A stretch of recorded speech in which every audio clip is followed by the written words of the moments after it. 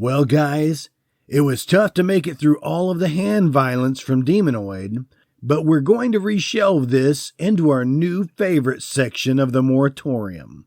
This week, Jason and I dive into a few character actors and make another induction into the Gore-a-torium. Then we will follow a yarn to probably the nastiest, grossest movie ever. Cue the music.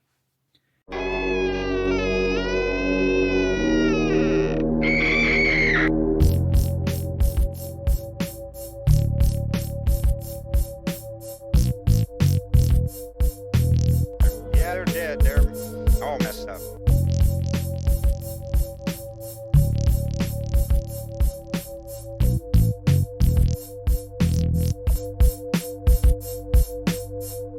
And now for our lesson. Anyway, that roller, what was it, Roller Fantasy or Billy Barty's Roller Fantasy? Billy Barty's Roller Fantasy? It's just a collection of words that you would never think. It's like a Mad Libs or something. Right, yeah. You know? Like it says, hey, let's go to blank, and under blank it says name of a famous midget. That's good. Okay, I can think of one right offhand. Billy Barty. Even his name is fun. He looks like a Billy Barty. I think I found a couple of flyers from that venue. I guess they were also using it as a venue for like music artists and stuff. So, oh yeah, like a Soul Train type thing or something. They were also doing boatloads of cocaine, I assume. Yeah. How much cocaine do you think a Billy Barty could ingest? That was my next question. I mean, I'm going to talk about a few freaking little people today. Freaking little people? And a big person that sometimes plays a littler person, a smaller person. Littler. Are you calling us big people? Yeah. Or are we normal and then big to us is big people? Right. We're really in the weeds already, and it's not even... I'm forever going to be referring to normal-sized people as big people. Big people. And that the little people are regular-sized. Oh. Yeah. What? Wait a minute. Does this involve you wearing like a Mickey Mouse ears and like licking a giant lollipop? It's not necessary, but yes, probably. Yeah.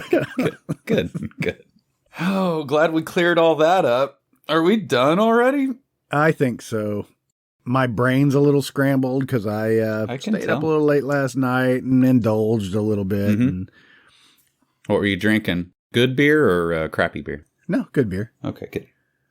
Now, I am all over the place today because, man, I have gone through some weird freaking paths. Wow. I didn't mean to, but I got stuck on some, German directors. Oh, boy. Yeah. And I watched part of, I guess I should say, a movie from New Zealand. Yeah. It was good. I need to finish it. Don't share it with us. It'll come up. Oh, fine. Just tease. Yeah. But, the only people in New Zealand are like, Sam Neill, Peter Jackson. Okay. That's it. That's all you got. I mean, can you think of any more? The one guy from that TV show. Oh, yeah. Yeah. Zoe Bell is from there, I think, the stunt woman. Okay, cool. Yeah. All right. Well, let's get this started so I can take a nap. Okay. Are you recumbent right now? I record all episodes now just lying on my side. I thought about it. I thought about doing it in the room where I have a recliner, and I don't think I'd stay awake. Right. No, I have a hard enough time listening to your diatribe. I know, my droning voice. Just puts people right out. That's a good quality you want in a podcast. All right. Well, hey. Hey. Welcome to the Yarn Wall. Welcome, everybody. We are deep into 2021 now. We're just like a few inches deep. Yeah. We're 1 inch deep into 2021. We are coming off of, what did we watch? Demonoid. Man. Just a gift of a movie that I did not think it was going to be that great. No. And then I ended up thoroughly enjoying it. That's good stuff. Anyway, let's get it kicked off as we always do. I'm Tim Kornman, and with me as always is Jason Walker. Hey. Hi. Come on in. Take a nap. Push that stuff onto the floor. I kind of live out of my moratorium. My home is a moratorium. Yeah, I guess. Or actually, it's more like my bedroom, I guess. Somebody said that word on the news the other day, and someone was like, oh, moratorium. And then it was a moratorium on like nuclear weapons or something. It was like, well, that's not quite how we...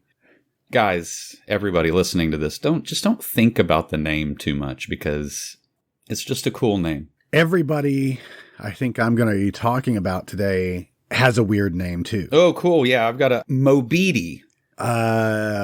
Bless you. Mobeedy. That's the name that's going to come up for me later. Okay, don't look it up now. No, well, you can. What I'm talking about, it's someone's name. But if it is a thing, I need to know about it. Oh, is it a character name or is it an actor's name? It is a character name. Okay. Because if it would be like, Mobeedy Blues. Yeah, I thought of that already, and then I thought, no. I'll leave that for Tim. I'll leave that sitting there for Tim to pick up. It's also a city in Texas. Oh, okay. Well, maybe that's why they call it. Okay, well, none of that is important at all. Let's dive a little bit into Demonoid. Okay. I just went through and started looking at more of Samantha Eggar's, roles. Her wild eyes. Striking eyes. She can look really crazy. I shouldn't say crazy. She just has really big blue eyes. I looked at this one film way down on our list, 1977, Welcome to Blood City. Ooh, that sounds fucking great. Yeah. A group of people find themselves as slaves in what looks like a Wild West town with no memory of who they are or how they got there. Okay, good. It has Jack Palance. Ooh. Keir Dullea. I hate that name, but we talked about him just recently. What's it called again? I'm sorry. Welcome to Blood City. Blood City. I mean, it looks like it's kind of a take on Westworld. Westworld, but hell yeah, dude! I want to watch this. I somehow would rather watch this than Westworld with Dick Benjamin. Keir Dullea. Oh yeah, from 2001. Okay, got it. We just talked about him just recently because he was in Black Christmas. I am so embarrassed, like reading all of these old bios, I'm going to read one later on that's just like all of them are so similar. Like actors back then were really just like nomadic, like wanderers. They enlist in the army for a couple of years, just kind of kick around and go to college. And I'm like, man, that's just got to be the most interesting life ever. Think of Jack Palance. Think of all the people he's murdered over the years. On accident, even. Yeah, we're not even counting the people that he meant to do it. His name is Sheriff Friendlander. As long as we're talking about weird names. I was just looking at Chuck Shamata. He's down there on the list. In the world? Yeah, Chuck Shamata.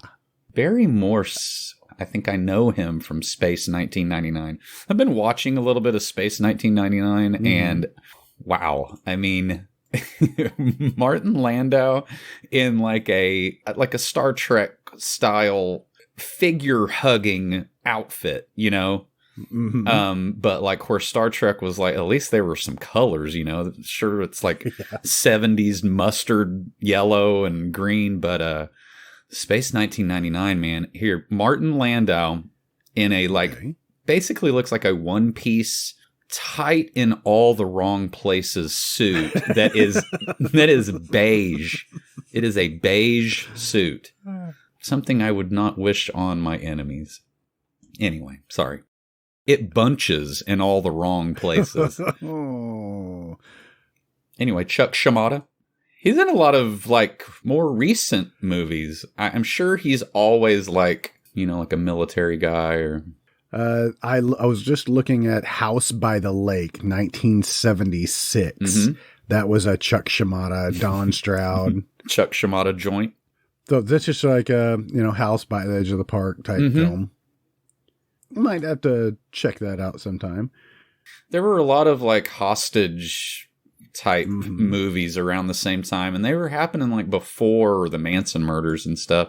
There's one called Kitten with a Whip where... with a whip. Hold them hostage. But this one says on the box art, for the first time in 40 years, a film I wanted to run from the theater in pure fright. Come on. That's what it says, yeah. Big puss. Were you saying that, or was that a quote from somebody? No, it was some quote on the box. Okay. Anyway, now I was flipping through different people. I just went all over the place. But I looked at Whitey Hughes. Okay. He is the gambler in Demonoid. Not Ted White, but... Right. No, this is Whitey Hughes. Okay. Who was born in Arcoma, Oklahoma. Okay. That's somewhere next to the Arkansas border or something like that. Okay. Arkansas. He's a stuntman. Okay. So, but he's been in a ton of things. He's done stunts for 254 credits here. Wow. Which included Biloxi Blues. Yeah. Bill and Ted's Excellent Adventure. There was one stunt in Biloxi Blues, and he's the one that he did. He's the guy that got chopped up by the propeller or whatever. Basketball. He did the stunts in basketball. Yeah. Which is like that's funny. Looking at him and thinking about basketball, now I want to go back and... he did the stunts in The Beastmaster, since we keep bringing that up too. Little House on the Prairie, Fall Guy, Knight Rider, Silverado. Man, love that movie. There was a TV series in 1981 called Foul Play. Oh, I thought you were going to say Choo Choo and the Philly Flash. Yeah, that was right next to it. And Foul Play TV series was a very short-lived series based on the film Foul Play. Interesting. 11 episodes with Barry Bostwick. Oh, man. Look at that hair. I don't know why it didn't take off. God. In a time when that type of hair could really flourish, Oh, yeah. Really like spread its wings and fly. He was a stuntman in The Nude Bomb. Yeah, is that like That's a Maxwell Smart movie. Okay, yeah, that's right, yeah. Several episodes of BJ and the Bear. Yeah. Midnight Madness. Cool. Love at First Bite. I was thinking about Midnight Madness the other day, and it's going to come up again. Oh, it is. We're going to have to do it. Yep. But he did the stunts for The Bees. Okay, he was in a couple of Bug movies. He did the stunts in Convoy. Cool. Harper Valley PTA, because that's packed full of stunts. Well, when the school blows up at the end. The Exorcist 2. Oh, interesting. Freebie and the Bean. Yeah, Choo Choo and the Philly Flash. It's all a piece of the same thing.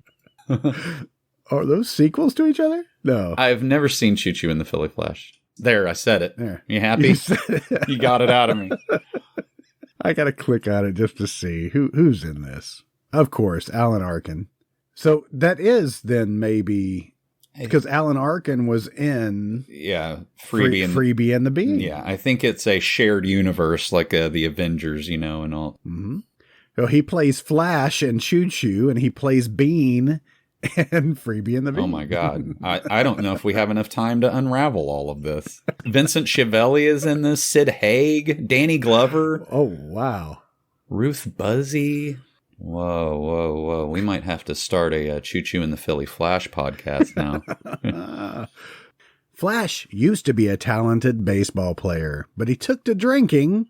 Now he sells stolen watches on the streets. Hey, took to drinking, like you learn how to swim and you're a really good swimmer. He could drink really well. That's a tasteful comedy. He always got all of it into his mouth. He didn't just like spill it down his shirt or anything. Anyway, I started traveling down some different... Where are you going with this, counselor? Nowhere. I just wanted to go down some Demonoid actors. Oh, it all started with Whitey Hughes. Uh-huh. As most things do. Oh, anyway, that first still of him, I'm pretty sure is from Kingdom of the Spiders. Yep. He's got like at least 3 tarantulas on him. Oh, he was an Automan. God, I am never going to watch an episode of that show if it's on like YouTube or something, because I have such an idea of how cool it was in my head, and I know it's not. I know that. Just a couple of character actors there. Yep, great. Has nothing to do with anything else other than... I mean, it does have something to do with mine, because this list of like Westerns I'm basically going to be reading the exact same thing here in about 10 minutes. All right. So, all right. Well, I'm going to go straight into a few things here. Okay, great.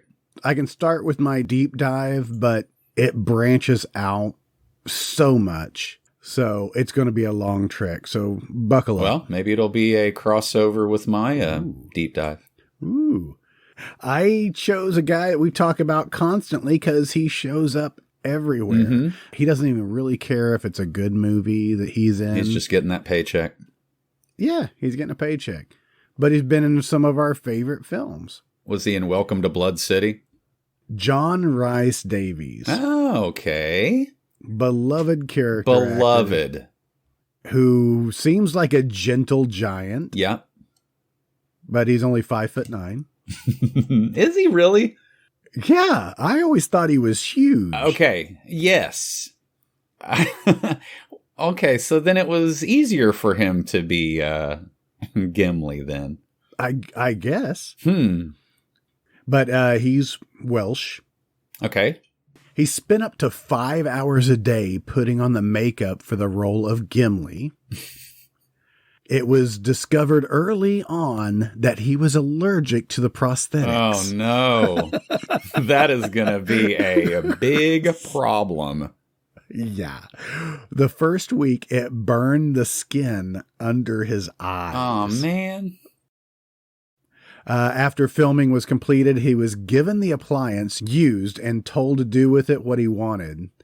One of the makeup artists claimed that they had never seen him move so fast as he threw it into a nearby fire.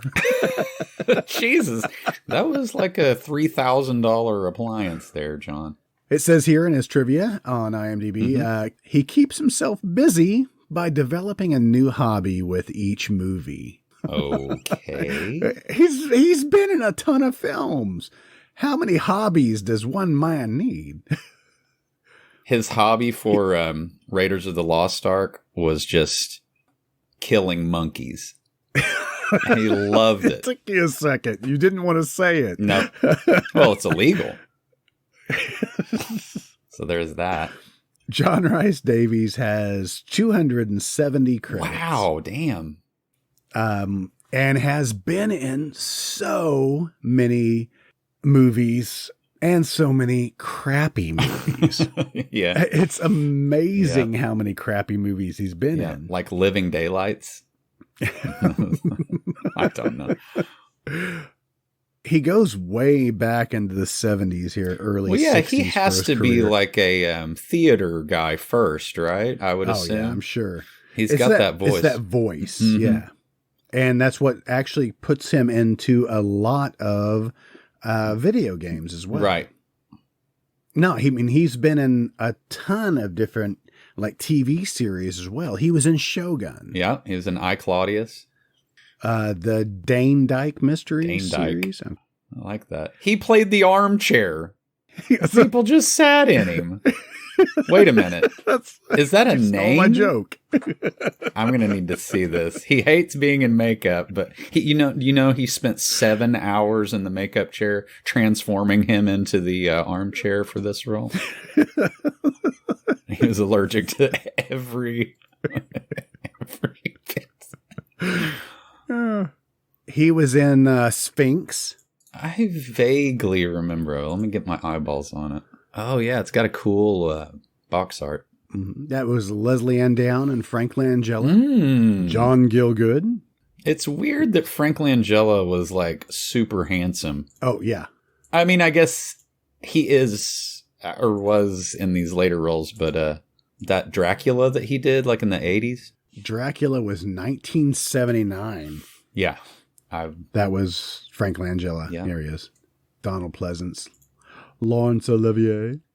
He was in The Ninth Gate too, which I absolutely loved, and I don't think anybody else does. But Sphinx reads Egyptologist. That's really hard to say, by the way.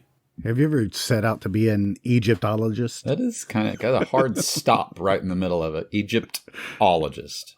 Erica Barron finds more than she bargained for during her long-planned trip to the land of the pharaohs. Murder, theft, betrayal, love, and a mummy's curse. Oh. Dun, dun, dun. Wow. What more do you need? Some sand. Yes, and there's lots of it. Sand. I wonder, because... You wonder? Wow.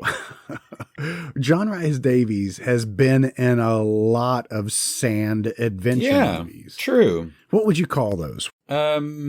Well, his character, which is kind of like to feed exposition to like whoever. Yes. They're always in those rumpled white, like linen suits. And I'm just like, man, if I had to wear that, I mean, you're wearing something that's going to be dirty the minute you step out of your, you know what I mean? But, you know, he does it well. It's a role that fits him. Yes. Yeah. I don't know why. It just does. Yeah. So we'll go a little bit more into his trivia here. He lost the end tip of his left hand middle finger to the knuckle while changing a van engine. Okay. I can see that. During the filming of The Lord of the Rings, The Two Towers, he was fitted with a gel tip for his finger. Okay. John Rhys Davies, and the crew played a prank on the director, Peter Jackson, by slicing the gel tip nearly in half and inserting prop blood inside. Oh, my God. John Rhys Davies approached Jackson to tell him he was hurt and pulled it open, the tip, letting the blood flow out. That is classic John Rhys Davies.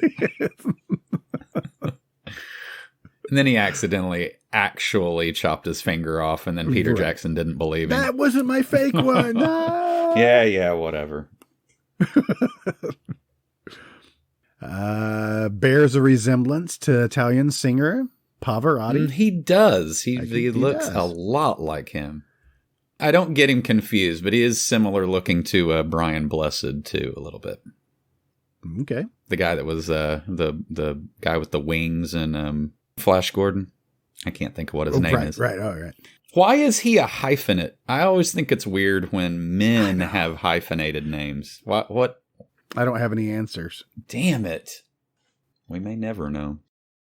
Now, weird. He's taller than Viggo Mortensen. I did not want to know any of this, I think.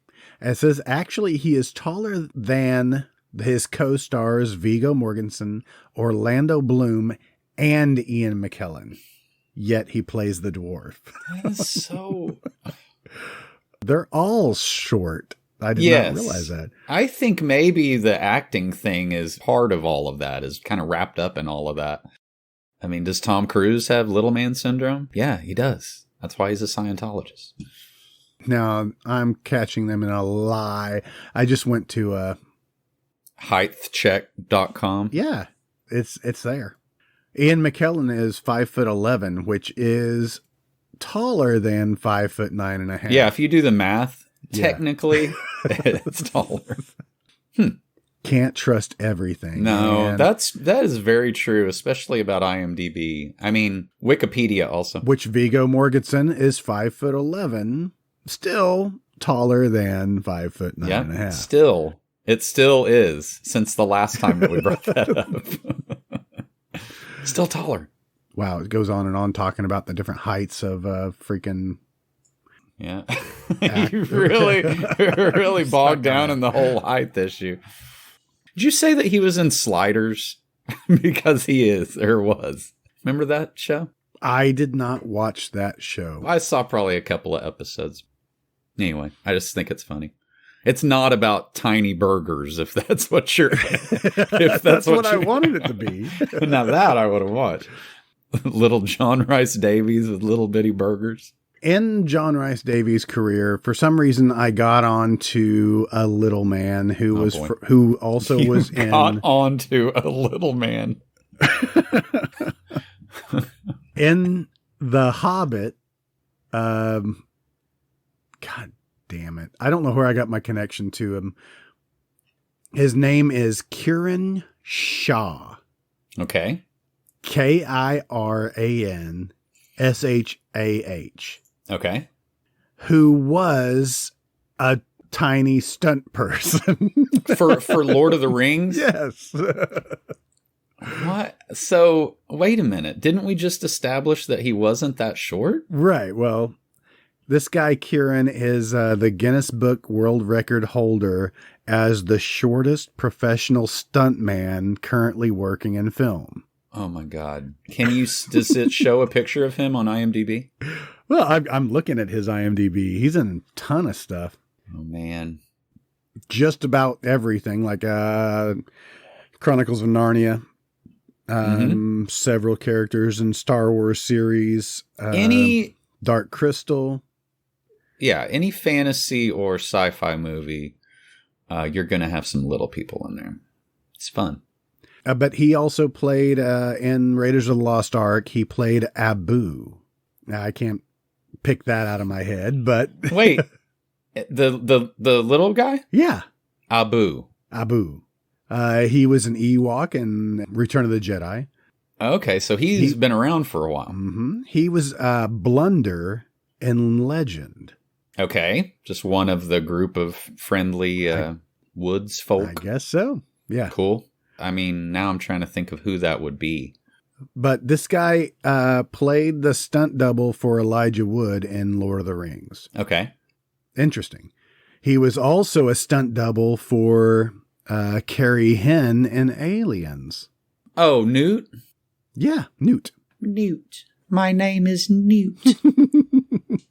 I don't like aliens because they tend to destroy your brain with that little alien that lives in their mouths. Mouths. She looked like she should have been an Oliver and just wandered onto the set of Aliens, and they were like, throw her in there. This guy, Kieran, also played in a movie called UFO. Okay. Which is Roy Chubby Brown. Who is that? Who the hell is Roy Chubby Brown? I don't know, but stand-up comic Roy Chubby Brown. Oh, man. Wow. Okay.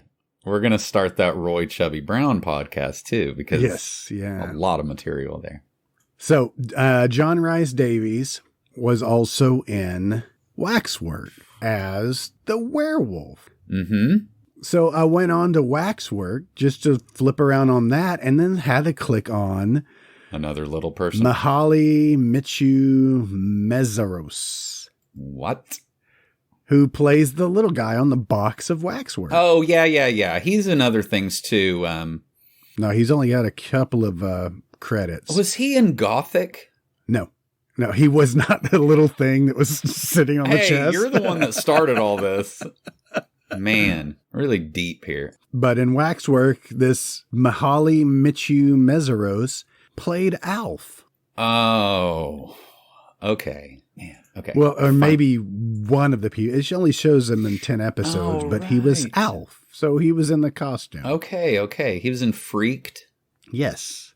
Oh, wow. Big Top Pee-wee. Coonskin. Don't need to know what that is.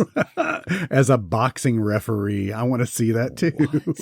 That's a Ralph Bakshi film. Oh, huh. It's animated? It kind of looks like it has Scatman Crothers in it too. Of course. Barry White, Philip Michael Thomas. Need I say more? Warlock the Armageddon. I don't know if I ever saw that one. I did not. Was that the third one? Or the second one? Bruce Glover is in that too, by the way. Waxwork, are those Charles Band movies? They seem like they should be. Yeah, we go back to the box art that should be, right? Yep. And maybe he had a hand in it. I don't know. No, that's something to look up. Yep. Later. Not now, during my deep dive on Little People. John Rice Davies and Little People. Okay.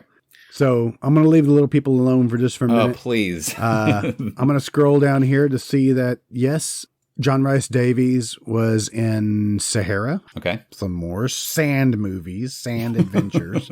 Real sandy, this guy. It has Brooke Shields in it. I remember seeing this box art, but I don't remember ever seeing this movie. But it also has a guy by the name of Horst Buchholz. Okay, now you're just making crap up. Yeah, I think that's where I started going and looking at different German films. Ugh. Because I started looking at his stuff and I'm like, oh, I can't even read these names. Yeah. Why am I looking at this? Right.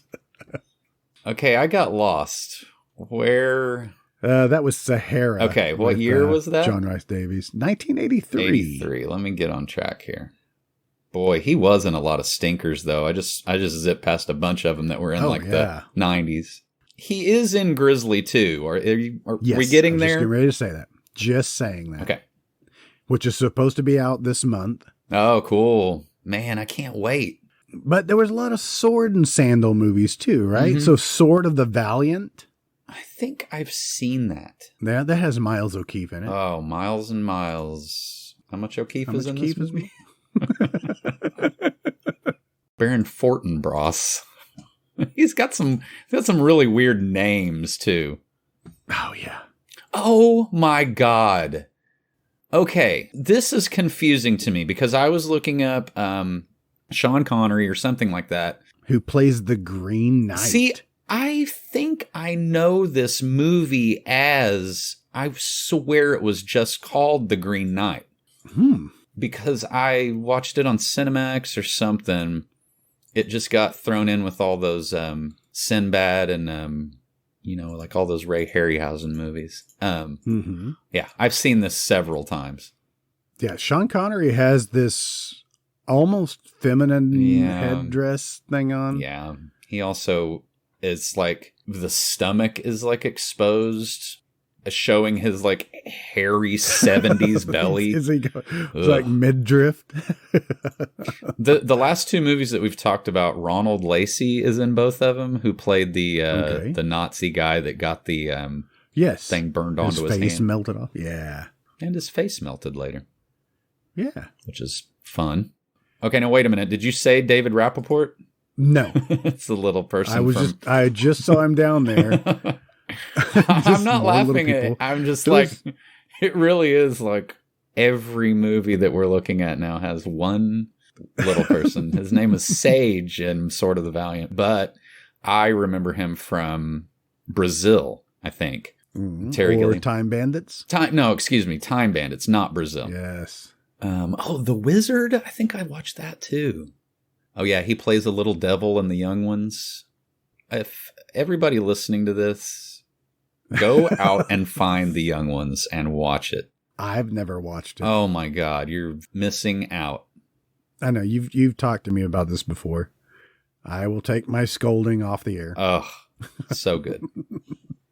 So John Rice Davies, like I said, he'll take just about anything, right? He was in Best Revenge. Okay. Now, I clicked on that because it looked kind of interesting. An American tourist in Spain is forced to take part in a $4 million drug deal because his best friend has been kidnapped and being tortured by the drug kingpin. This has John Hurd and Levon Helm, Stephen McHattie. Oh, cool. Michael Ironside. I'm sorry, where are you at? What year is this? Got lost again. Best Revenge 1984. I usually scroll up, so I start at my base and go up. Right. So Best Revenge 1984 was also written in part by Rick Rosenthal. Oh. Yeah, Rick Rosenthal is the director of Halloween 2 and I guess Halloween Resurrection. So This seems so familiar to me. The name, but it doesn't have a lot of... No, you don't have any pictures to look at. Nothing. Yeah. And God, Stephen McGatty being in that. I mean, have we talked about him, like where he comes from?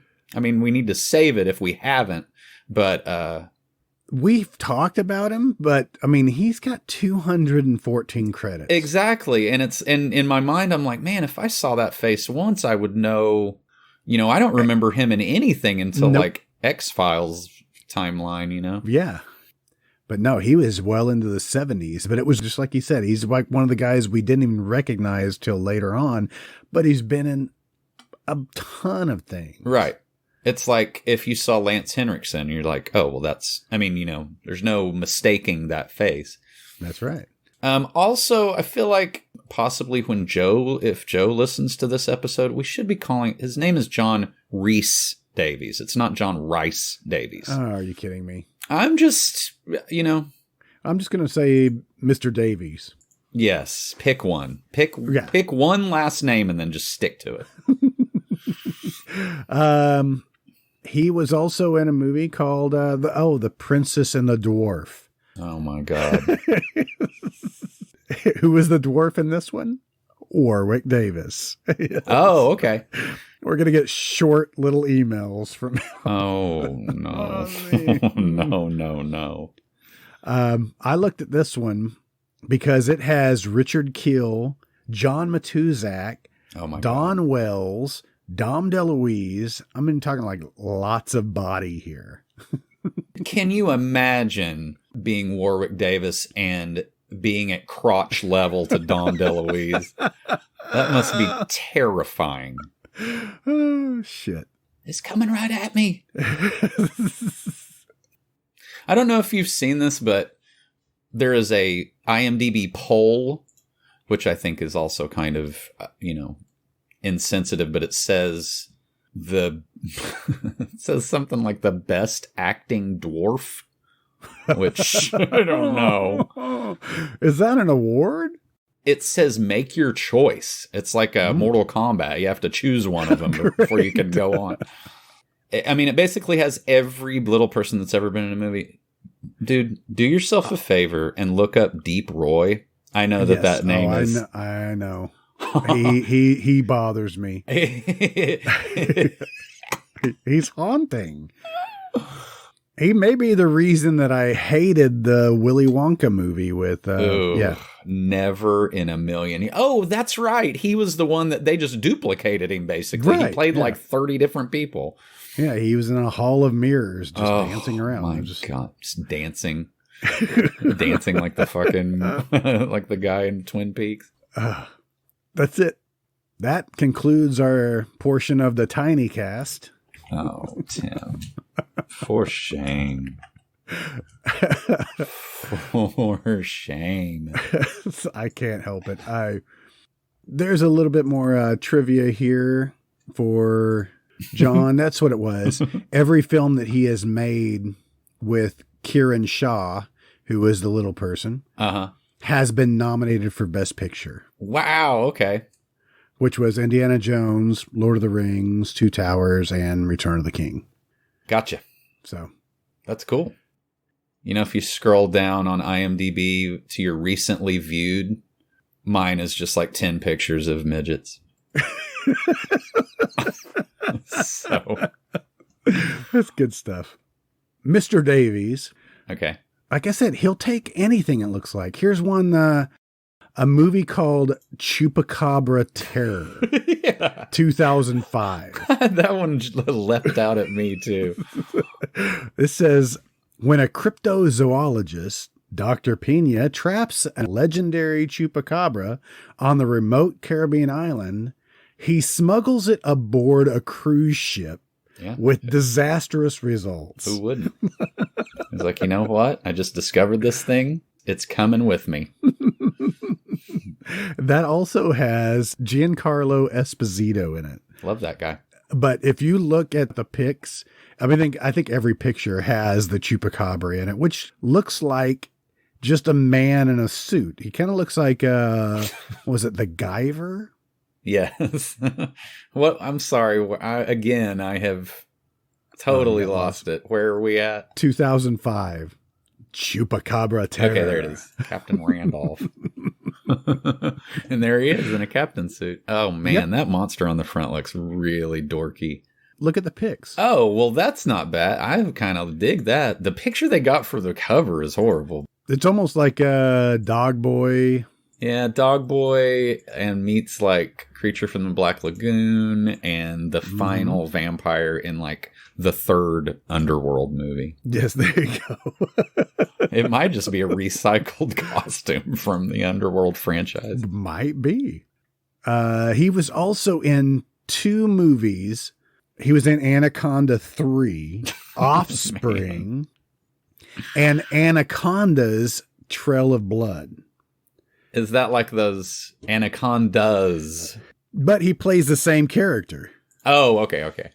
And I kind of looked into that to see, well, is that an offshoot of Anaconda or was it a totally different movie? This makes me think they're all connected. So what did you find out? It looks like they're all connected. For Anaconda 3 Offspring, starring David Hasselhoff. Oh, man. Speaking of Germans. Got the Hoffmeister, yeah. And it looks pretty good. Horrible. Oh, I thought you were going to say the best movie you've ever. There's a user review on the Chupacabra that says John Rhys Davies is charismatic even in stupid movies. And that's kind of how I feel. I mean, he instantly elevates, whatever he's in. His voice alone just adds gravitas to just some. Yeah. To Chupacabra Terror, where he is Captain Randolph. He was in a movie called Ferocious Planet, 2011. What's that all about? Which reads, a groundbreaking device is designed to glimpse alternate universes. But when the machine malfunctions and transports a group of observers into a nightmarish dimension of alien terrors, the travelers must use ingenuity to survive. Ferocious Planet. Man. Did you say observers? They were just like Japanese people with cameras that were on vacation or something? I guess so. Oh, here it is. Here it is. He was in The Legend of Sasquatch in 2006 as Ranger Steve. I look at Jonathan Rhys Davies and I'm thinking. But that was a cartoon, so that you can kind of. Oh, okay. I'm sorry. We'll give him that one. Was that like a Dora movie or something? Yes. You could throw her into an alternate dimension. Oh my God. I think we've talked about it before, but In the Name of the King, a Dungeon Siege Tale. Mm-hmm. Have we spoken of that movie? Not in a while. Oh my God. It's bad, but it's Ray Liotta is the bad guy. Ray Liotta plays a magician in a fantasy movie. Just think about that for a while. Mm-hmm. Got Jonathan Rhys Davies and Leelee Sobieski in the same movie. How about 1993 Cyborg Cop? For Jonathan Rhys Davies? Yes. Now, wait a minute. I've seen Cyborg. Oh, no, I'm sorry. I've seen Cyborg Cop 2, sequel. They made a sequel. This one is David Bradley. And I clicked on David Bradley because I'm like, do I know him? He took over as the American Ninja for part 3 and 4. Yes, I know exactly who you're talking about. Well, what's the name of this? Cyborg Cop 1993. This sounds insane, but I've seen Cyborg Cop 2. I can quote the movie, so. Was it a rifftrax? Is that why? Yes. I don't want to say that about literally every movie, but yes, it was a rifftrax. And that guy, the face that he's doing on the cover of American Samurai, guest starring Mark Dacascos, he looks like Derek Zoolander doing his Magnum face, where he does the pouty lip thing. It is hilarious. Oh my God. Now I'm stuck on this guy. He's in a movie called White Cargo. Anyway. Okay. Not to be confused with Doug Bradley, a Cenobite. Right. Doug Bradley, the Cenobite. So going back to the sand adventure movies, we've got King Solomon's Mines, In the Shadow of Kilimanjaro, and Firewalker. Oh my God. Firewalker. I also have seen that. In the Shadow of Kilimanjaro, do you remember that at all? Was there a screaming monkey on the front of it? Yes. Okay, yeah. I remember the box. I remember the box too, but I don't remember actually picking it up and reading it because it says, I don't think I've ever seen it. because of a severe drought in Kenya in 1984, 90,000 starving baboons go on a murderous rampage. Holy shit, that's the story? Why have I never seen that? 90,000. I mean, I can't even make sense of that number. No. That is a lot of monkeys. What year is that? That is 1986. Okay.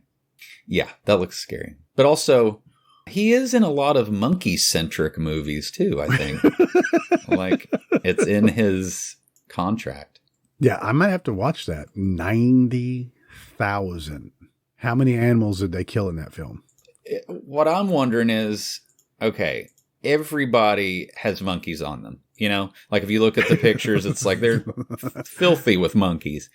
Their little hands, their little kind of human-looking hands, you don't want that on your face. No, I wouldn't think so. You for sure are going to get like monkey pink eye. No. The King Solomon's Mines, which I've also seen a bunch. Mm-hmm. Actually, I think we've talked about this before because it's one of Sharon Stone's first movies. Right. I want to say I saw that at the theater too. Wow. I just remember it being on TV a lot. The Electric Babysitter.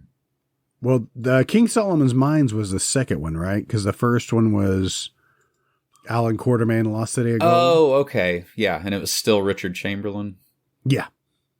Oh, Firewalker. That I've seen this movie, I don't know, at least 100 times. Oh, yeah.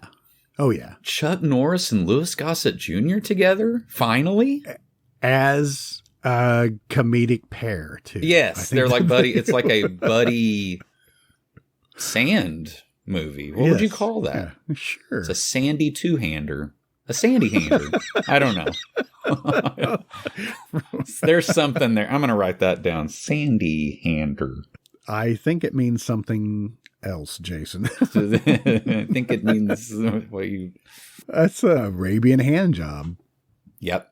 It's a sandy hander. And that is exactly what you think it is. Can you imagine John Rhys Davies going home at the end of the day and just like shaking sand out of his huge whitey tighties? Can you imagine how many creases he has? Let's talk about that for a second. Oh, wow. It did say in the trivia for John Rhys Davies that he lost 75 pounds while making the Lord of the Rings trilogy because he ran around so much. They weren't talking about money. Yeah. His crippling gambling addiction. I've lost 75 pounds. I've lost 75 pounds of candy. Help me look for it. This is just a like perpetual, we could be doing this on well into next week. Oh, yeah. He was in the Unnameable too. I don't think I've seen that one. I feel like I just talked about that. Or not the second one, but I didn't know there was a second one, but that's John Rhys Davies. God, I'm never going to get it right. So why even try? I know. I shouldn't have brought it up. We should have had a disclaimer at the front. Mm-hmm. I am going to mispronounce everything. We don't care enough to, man, sliders. I'm kind of hungry. All right. Well, that's going to conclude my deep dive into the sandy nether regions of John Rhys Davies. Thank you, friend. He's still with us, isn't he? Oh, yeah. Yeah, he is actually only 76 years old. Okay. Seems like he's been around for many more years. I love him. I love him as Sala and all of the Indiana Jones. Yes. Was he in all? He was in all three of them, wasn't he? Yes, I think so. I don't know. Well, now I've clicked off of it. Yeah, he was in all three. Can you imagine if we did a podcast about like good movies? Actually, I mean, I don't know if that's what it's degenerated into, or we don't do bad movies. I guess you're right. But we talk about bad movies. We do talk about them, but you're right. You're right. All right. So who have you got for me today? Well, okay. So this guy that I want to talk about, this freaking guy. Get a load of this guy. He has been in 124. He has 124 credits. Okay. A lot of them Westerns. I mean, a huge majority of them are Westerns, as a lot of the people that we talk about. If your face looks like a catcher's mitt with a cigarette stuck in it, you can make it in Hollywood, I guess is what I'm trying to say. He is in Westerns. In Westerns, primarily. This guy played a lot of bad guys in Westerns, mostly. He is, he's kind of plays a coward sometimes. Okay. Always, a lot of these are really violent. He's kind of a vicious type guy. I would be scared to be around him. Well, I'll just say his name is... Oh, finally. Oh, he has a name. His name is Warren Oates. Oh, and he is an amazing actor and has been in a lot of stuff that we like. We've talked about him many, many times. Many times. I want to say mostly we've talked about his role as Sergeant Holka in Stripes. The big toe. Yes, the big toe. I don't know. I have seen Stripes a lot. It was on cable a lot when I was a kid. And I don't know that I ever put together that was Warren Oates, having seen like The Wild Bunch and, like those, he was in a couple of Sam Peckinpah movies. Oh, yeah. Probably just because he had a, crew cut and, didn't look like his other roles. He usually is kind of rangy and kind of dirty. His hair's all messed up. Mm-hmm. So it was odd seeing him as like in the military, but he was in the military. That's what I was going to ask. I mean, he looks like he should have been. Yeah. He died at the age of 53. Yeah. I mean, it was shortly after Stripes, so. Yeah. And in his trivia on IMDb, his friends said that he drank and smoked, but he didn't do drugs around the time. But it's like every movie that he is in, he's drinking and smoking, except for maybe Stripes. He's just one of those guys that you instantly believe is that character. You know what I mean? He is fully just at home in some of these roles, But yeah, like the high notes are The Wild Bunch, obviously. Mm-hmm. I think written and directed by Peckinpah, who, if you've never seen a Peckinpah movie, it's a lot of like slow motion defenestration through like candy glass, Yeah, that's good. A lot. So yeah, he started in the 50s. He was in the military. He was born in a little town in Kentucky. Neiltown in Kentucky. I love that song that you just made up. Yeah. Went to college, University of Louisville, and was in the Marines. He got the acting bug and moved to New York to become an actor. And it says his first brush with acting, he was on Beat the Clock. It says he was testing the contest gags on the game show Beat the Clock, which the contest, it was a series of, I don't know if they were husband and wife. I watched a little bit of it on YouTube, and it looked fun. And that was in the 60s? Yes, the 50s. 50s, man. Yeah.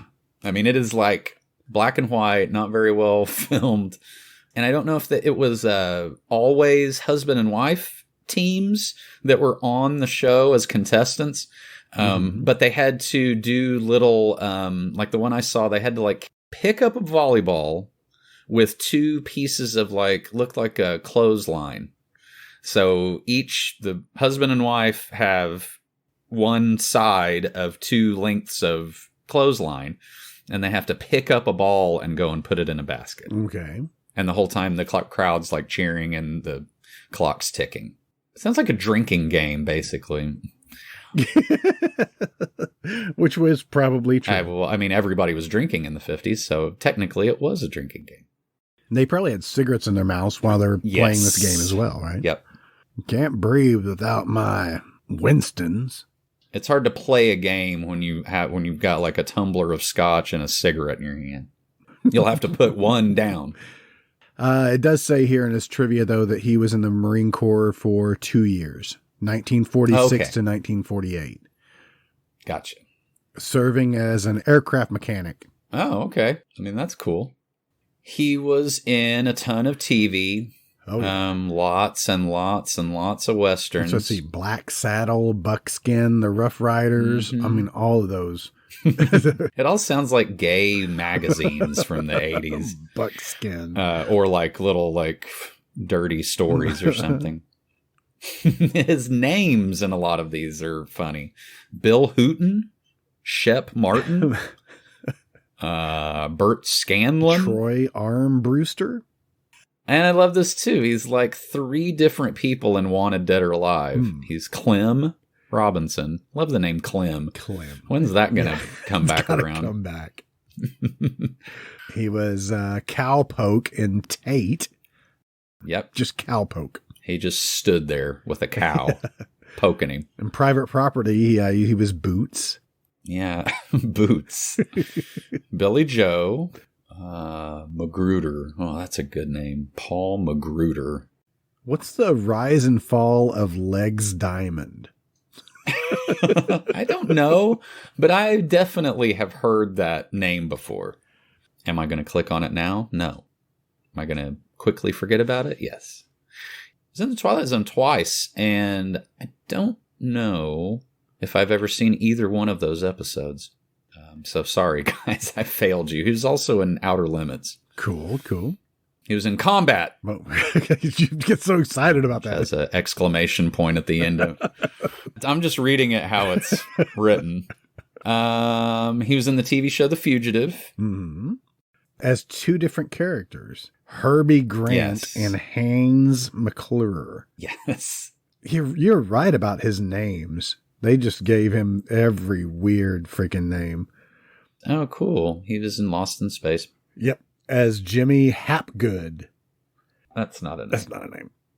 Nobody's ever had that name. In Shane, the TV series, he was Kemp Spicer.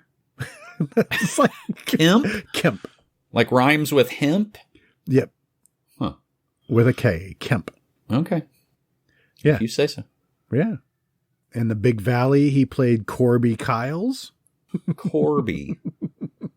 In Iron Horse, which I've never heard of before, he played Hode. Hody? Sure. Oh my God. I don't have time to get mired in all of this crap. In Gunsmoke, he played Jed, Seth, Jep, Sweet Billy, Chris Kelly, Deke, Spieler, Al Tresh, Laffey, I don't know. And Tate Crocker. He played all of the... Wow. Yeah. So, and, earlier the word that I was kind of saying over and over was Mobeedi, which is his name in Cimarron Strip, which we're going to get to here in a moment. But... Oh, that was Stuart Whitman. Sorry. Yeah. My deep dive happens to be in the yarn wall. Oh. He has yarn tied to him. Oh, can you imagine a Warren Oates with yarn playing with it like a little cat? Meow. Though, okay. So I guess we can just get to the Wild Bunch. Okay. Which is just, a cavalcade of huge faces. William Holden, Ernest Borgnine, Edmund O'Brien, Warren Oates, Ben Johnson, Strother Martin, L.Q. Jones, Bo Hopkins, Dub Taylor. I mean, it's Dub just Taylor. a huge collection of, Western stars. Man, Dub Taylor has a huge list of credits. I love L.Q. Jones, too. Any movie he's in, it's like they were filming already and he just wandered in. Mm-hmm. He doesn't act. He's just always L.Q. Jones. That's it. We talked about Strother Martin before, did we not? Yeah, we've talked about him. He was in Slapshot. Yeah. Okay. Yeah. Yeah. Yes. Oh, and Cool Hand Luke and True Grit. Oh, man. And Nightwing. What is... Nightwing, Killer Bats Plague an Oh, Indian right. Reservation in New Mexico.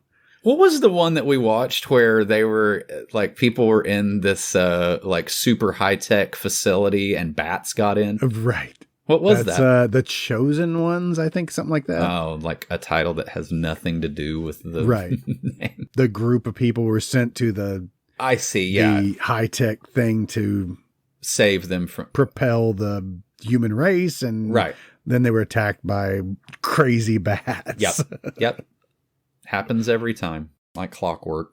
But anyway, Wild Bunch was written and directed by Sam Peckinpah. It says screenplay, but it also has 4 other names. Right.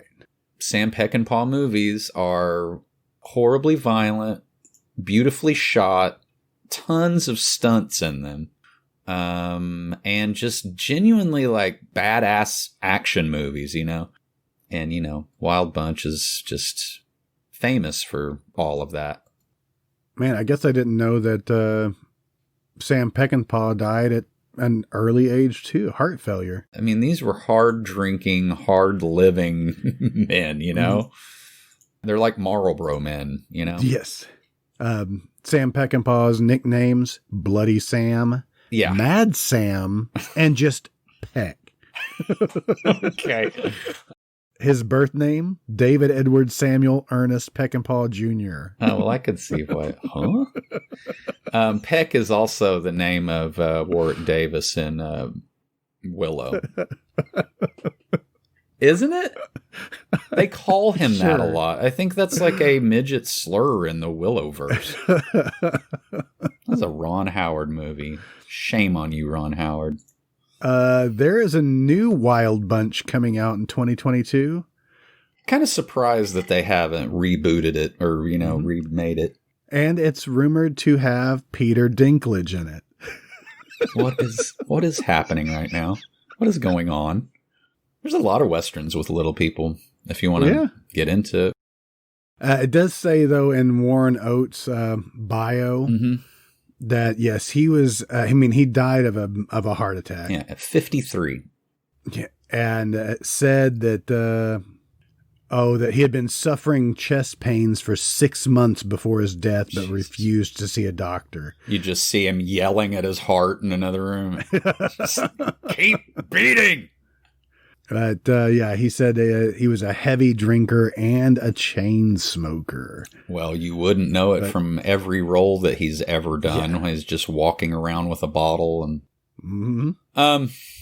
Okay, so let's move on from Wild Bunch. I swear, though, you just tripped over this and you didn't say that he sang backup chorus for Rocket to Stardom on Chris Christopherson's 1975 album. I didn't see that. Who's to bless, who's to blame? I cannot imagine Warren Oates singing. That would what would that sound like? He was just buddies with Chris Christopherson. He was in, I guess. He's in a movie with Chris Christopherson, but there's one that I want to talk about before that. Go right ahead. There is a movie called Two Lane Blacktop. I probably talked to you about it before. Mm-hmm. We did a long dive on that. Did we really? Man, I don't remember that at all. A long time ago we talked about it because I had never seen it. Still have never seen it. It is great. It is just great. It's just a road movie. It has Harry Dean Stanton in it, who his title is Oklahoma Hitchhiker. Dennis Wilson and James Taylor are real badasses. You might not think that about James Taylor right off the bat, but he is great in this. And they just have a hopped up, I want to say it's a 55 Chevy. And Dennis Wilson and James Taylor just drive around America, basically just getting into street races. Awesome. Dennis Wilson's name in the movie is the mechanic, and James Taylor is the driver.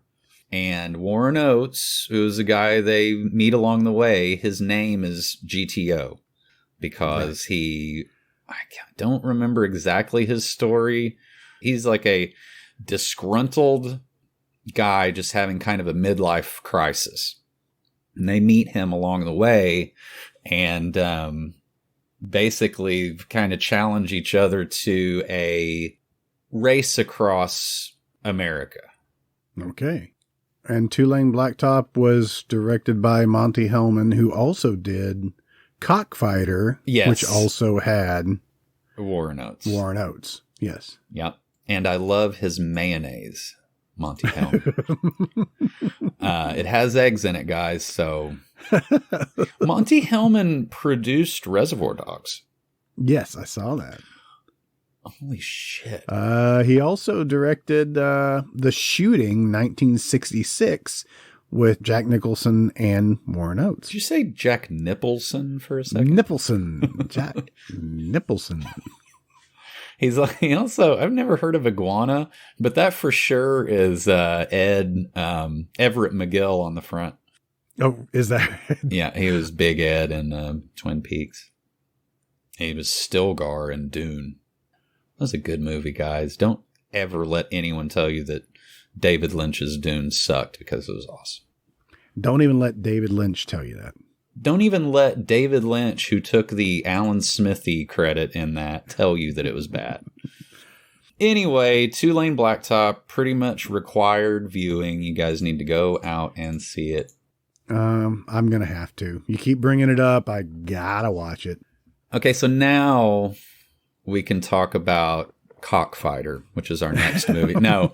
Oh, yeah, he was in Badlands. Have you ever seen Badlands? No. That was, it's like based on a true story. Martin Sheen, Sissy Spacek. Yeah, we brought this up before. Yeah. I think when we talked about Warren Oates before, because of Two Lane Blacktop, we were looking at this because Terrence Malick is the writer-director for that. Yep, you're right. I forgot about Dillinger, too. I've never seen that. It's a John Milius movie. John Milius, he wrote a bunch of shit. He wrote Conan the Barbarian, Jeremiah Johnson, Apocalypse Now. Wow. Warren Oates was in Dixie Dynamite with Christopher George. You know what I think we've come across? This is a new theory that I have.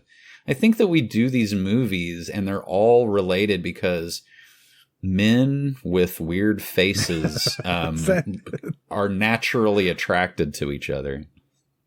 And maybe that's why we find them interesting and we have to talk about their movies. Yeah. I don't want some kind of Hollywood pretty boy. Yes. I want the exact polar opposite. Warren Oates. Warren fucking Oates. A Harry Dean Stanton. What is Race with the Devil, 1975? I think that has a Carradine in it. No, Peter Fonda. Peter Fonda. It says, two couples vacationing together in an RV from Texas to Colorado are terrorized after they witness a murder during a satanic ritual. That is an awesome vacation they're on. Yep. Like, honey, you know, I was going to renew our vows, but since that guy, you know, raped you and cut your leg off, we're just going to go home. Loretta Swett is in that film. Oh, that box art is so fucking badass. I dig it. They really captured the devil. Warren Oates looks like he's shooting a car to death. Okay, anyway. Who cares? Go see that one too. I want to see all of these. Loretta Swett is his woman in that. Looks like it. I'd like to mash up against her, if you know what I mean. She was in MASH. She was in the TV show MASH. But I did want to talk briefly, and I probably talked about it when we talked about him before. He is in a Peckinpah movie called Bring Me the Head of Alfredo Garcia. Alfredo Garcia. And I have not eaten lunch yet, so the title of that is kind of, I'll make it, but just want a big bowl of pasta. And that is, that's where Chris Christopherson was with Warren Oates. Yes. I have not seen this film either. It's depressing. It is dirty. It is violent. Like super dirty violent. as in dusty dirty or Dusty dirty and just dirty. Okay. If there's a woman, she's going to get slapped. Just don't even think about it. You're like, it's like, okay, there's a woman, happen? 1,000, 2, 1,000, 3, 1,000. Just like clockwork. Yeah, read the synopsis. Okay. An American barroom pianist. That's not the, glorious job that you think it is. An American barroom pianist and his prostitute girlfriend go on a trip through the Mexican underworld to collect a bounty on the head of a dead gigolo. It's like, that is a dark movie. And Warren Oates plays the pianist? Yes, he is the pianist. Of course, I see him with a guitar in several pictures. I'm like, Yeah. Don't get confused. He's not just beholden to the piano. No, he can play a barroom guitar too. Just a guitar that people have been using as an ashtray. Arrow released this. Okay. Looks like recently, and it has a kick-ass box art. If you look at 102 of 103 in the images. But yeah, Warren Oates is wearing one of those white suits that I was kind of talking about. That is his wardrobe for the entire movie. Okay. Does it get washed? No. I kind of like the box art for 101. Is it gross? No. Oh, yeah. It's Yeah, comical. it looks like a South Park. Yeah. That actually is pretty cool. Don't let it fool you. This movie is depressing and violent. It is not for children. So yeah, this is a very dark movie. I mean, it's pretty much required viewing. Go out and find it. But anyway, Warren Oates wearing the womaniest Italian sunglasses in this. They're like, we just did one not too long ago where these sunglasses were like, like covered half of this woman's. Right. If you go to number 14 in the images, those are women's sunglasses. Mm-hmm. His co-star, is that his girlfriend? Yeah, the prostitute in Isla Vega. She is really good in this too. I don't know what all she has been in. Anyway, it's just a darker and darker kind of hole that you keep going down. Anyway, you need to see it. There's a quote from Isla Vega on her page that says, on Warren Oates, I have beautiful memories of Warren Oates. I could describe him in a single word: compassion. He was a person that was very committed with art and his fellow man. Warren Oates loved it all. He petted everything he came across in his path. It does not say animals. It just says he petted everything. Yeah, only people. Cats would jump in his lap and he would just hold his hands up. He turned any situation into an ideal one. Come on, he was perfect. Wow. I mean, I can see that where maybe this is just getting something at, like his real, maybe that's how he worked through some shit, is just playing these awful characters. And petting things and people. Petting things. Don't forget that. What a weird thing to say.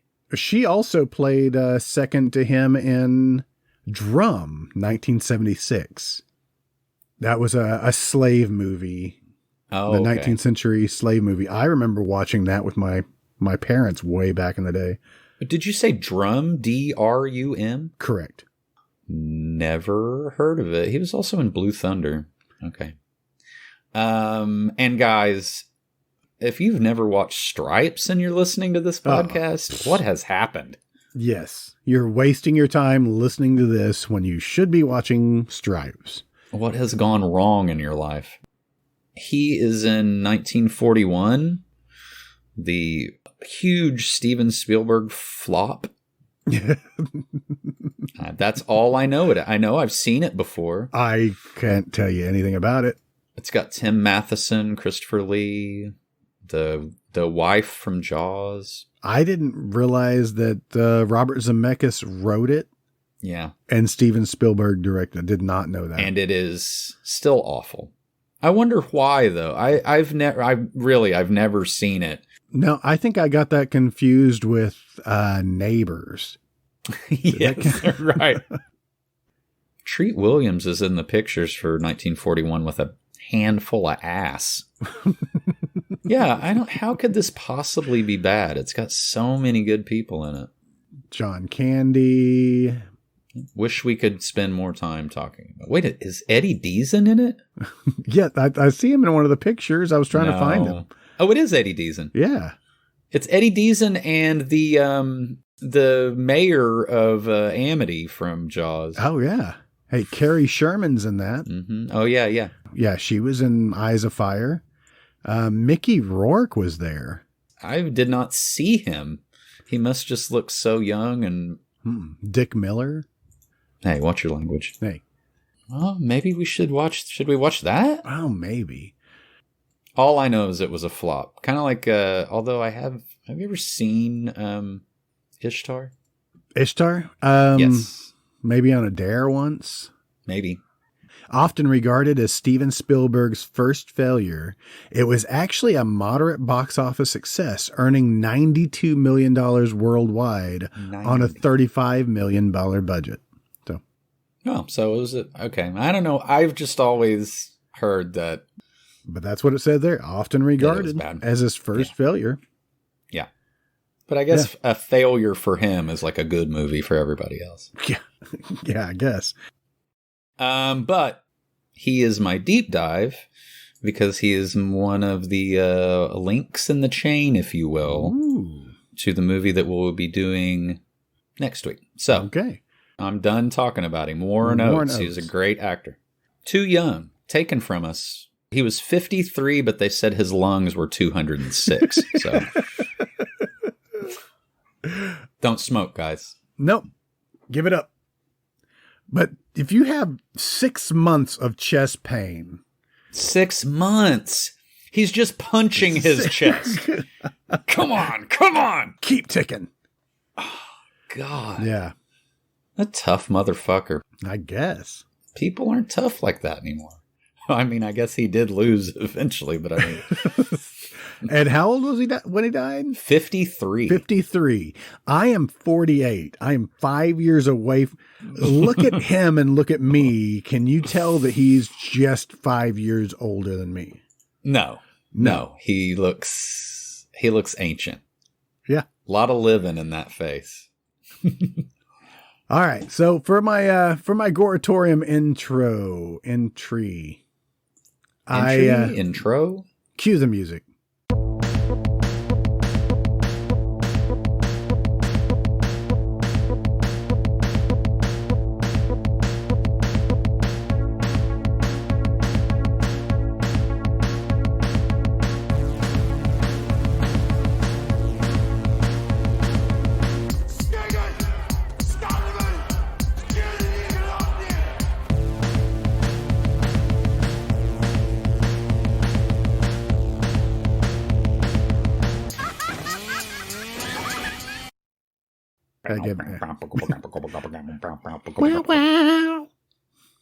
This movie you probably know because it was a rifftrax movie, and I have not watched it.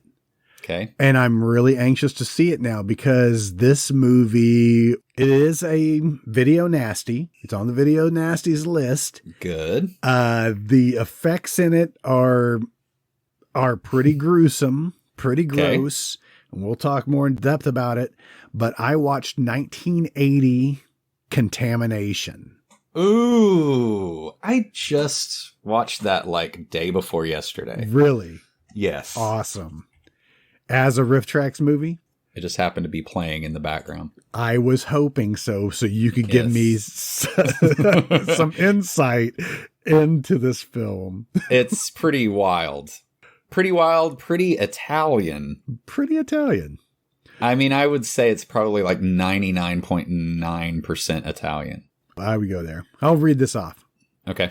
A former astronaut helps a government agent and a police detective track the source of a mysterious alien pod spores filled with lethal flesh-dissolving acid to a South Africa coffee plantation controlled by alien pod clones. Whoa. Okay. That One last sentence. sentence. That is one the whole thing's one sentence. I know, it's a paragraph. I feel like there should at least be a period in there somewhere. That last paragraph is like that part of the story is like so inconsequential to like the rest of it. Oh, I didn't know they were clones until I read that. Yeah. They're just people that are right. Trying to perpetuate these alien pod spores. There are a lot of these like sci-fi, like Italian sci-fi movies that are super low budget. And I mean, they're all kind of playing around with, like, this was made in 80. I mean, Alien, I guess, is the basis for all of these. This is straight from the trivia that says writer-director Lucio Cosi. Cosi? I'll say Cosi. His first script for the film was titled Alien Arrives on Earth. Okay. Making no effort to hide that his inspiration for Ridley Scott's Alien and that this was his idea for the film's sequel. Which, I mean, that's okay with me, kind of. Like, okay, that's what I thought it was, but now you're just, you know what you're getting. It says some countries also directly marketed the film as a sequel to Ridley Scott's film. Yeah, sequel, like, okay, it's a sequel in that it has a fraction of the budget, really crappy special effects. The only thing that's even related is that because of the acid. Yeah, and the acid that when these pods explode, get on anybody within 10 seconds, their whole digestive system explodes out of their body. That was so, I was like, what? Because I guess, I mean, you know, they obviously don't have the money to have like a little thing come out and run around, you know?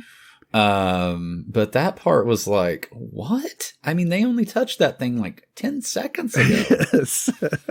Lots of slow-mo. It's always in slow-mo when it happens too. And you can see the cutout of the shirt where the appliance, which was just probably an airbag from a freaking Mercedes that was put behind. They almost look like those hot water bottles that like your grandma had, you know, you put like hot water in them. You see that and you're like, and the guy's smiling and stuff and you're like, you won't be smiling much longer. I see your little alien baby popping out. But yes, that slow motion explosion. Oh my God. It was so funny. So you recently watched this. I mean, to say it has a plot is like a compliment. I couldn't tell you who that woman is, which I think I didn't see it right away, but she looks very familiar. I thought she had been in, City of the Living Dead or House by the Cemetery or something. Oh, but it's just the fact because it was all Italian films. Italian. Yeah. Oh, I see what you mean. Like the name is probably there, but it's in Italian. Maybe. Yeah, you're right. But you'll see that this director is connected to so many of these films. Like Carlo DeMeo is in this film, right? Who was also in several of Lucio Fulci's movies. Right. City of the Living Dead, House by the Cemetery, Manhattan Baby. Right. I have not seen that. I mean, I think I have, but like a long time ago. I want to see that again. Gisela Hahn, I think she was also in a couple of Fulci's films. Yeah. I could be wrong. I think you're right. Both of the women look very familiar. There's a black guy in this. He's one of the guys that explodes. I couldn't quite get his... Do you remember that part? It's him and another guy. And I don't know if they're like trying to smuggle those things or... I don't know what they're doing. Didn't they do it on purpose or something? Like... Yes. He shot one of the pods to get it thrown on him so he could... It was just like his way of just saying, oh, well, I'm fucked and committing suicide right here. Right. It was the jump on the grenade thing, but the grenade was a hot water bottle full of green blood. These pods, though, every time they're shown, it shows them kind of pulsating. There's at least one or two that are pulsating. And there's a weird sound that goes along. I guess you could call that the soundtrack, but it's going... It's like this whale song. Yeah. It's like if Dario Argento's band made whale music, which I think Goblin does do the music. Awesome. Yeah. It's a lot of stuff that we've brushed up against, if you know what I mean. Mm-hmm. Oh, anyway, that guy was in, that guy that kind of like sacrificed himself. He was the cop in City of the Living Dead. Right. Okay. I have got to see this on rifftrax, but oh man, it does say is one of the 72 films the director of public prosecution's video nasties list, and a part of the Video Recordings Act of 1984 in the UK. It was released in 2003 on DVD, uncut and downgraded from a 18 rating to a 15. So I guess they're like, you know what? This is no longer rated R. This is like PG-13 now. Yeah. They let a 13-year-old watch it, and they were like, well, he looks okay. He looks fine. He's fine. According to the director, Luigi Cozzi, the alien Cyclops shown toward the end was supposed to be much more animated, but this was not shown due to problems with the mechanics. Which is like, we ran out of money. We literally, someone is coming by today to break our legs. We cannot make this thing move. Just make its eye droop. It is horrible. The reveal of that there is a monster at the end, I don't know if the movie was just so boring that I didn't see that coming, but finally I was like, okay, now I've got something I can kind of like hang on to. I mean, granted, he looks like a Roger Corman, you know, monster, but well, actually the monster looks kind of cool, I must say. I mean, he's literally in the last like 2 minutes of the movie. That's okay. I can get into that. When they first find out that these alien pod things, what it can do, when they were in the laboratory and they put the mouse in with the alien pod, yeah, and it just explodes. Yeah, like somebody put an M80 in it or something. It was horrible. Yeah, that's gross. I liked the scene of all the eggs. I don't know if that's at the end of the movie. There's just that big cavern. There's a big cavern thing with eggs everywhere, but there's also like a huge banana tree farm or something. Right. And there's alien pods everywhere there as well. Right. And it almost like kind of a Jim Jones like cult or something that was, I mean, that guy ended up being an alien, right? I'm not going to lie. I think I kind of checked out at some point. I did. I laughed, and then when I couldn't laugh anymore. He almost was kind of like a L. Ron Hubbard or something. Okay. Like he had that white suit and... There's the alien being mouth on pic 23 of 56. It looks like the plant from Little Shop of Horrors, basically. I think they retrofitted that Little Shop of Horrors plant. You can see the entire alien on pic 13. Yeah. It's okay. It looks pretty cool. It made me think of Evil Bong. Yes. If you've ever seen the movie for Evil Bong, the poster art for that. Yeah. Yeah. Great. This was a total crap fest, but it made me laugh. Yeah. It made me laugh at how bad it actually was. you must buy the rifftrax version. They make it tolerable. Awesome. I can't wait. And I'm glad you just saw it recently. I did. I mean, like day before yesterday, I walked through the room. I just kind of have them playing on a loop, and I'm a sick person, but just happened to be on with that. That is the most annoying thing ever. So Luigi Cozzi. You make him sound like it's a Luigi cozy. It's a Luigi. Like something you put like your Nintendo controller into or something. He is responsible for Devilfish. Oh God. That was a MST. Really? That was Lamberto Bava. Oh, I don't think I realized that. Yeah, it was they actually they had to blur out a guy's balls because the camera is like pointing up and he's like going down to the like below decks of a ship and his fucking balls come out. I guess they're cool with that in Italy, but I guess actually they're probably more than cool with that in Italy. So even though Lamberto Bava directed it, Luigi here, he wrote it. Okay.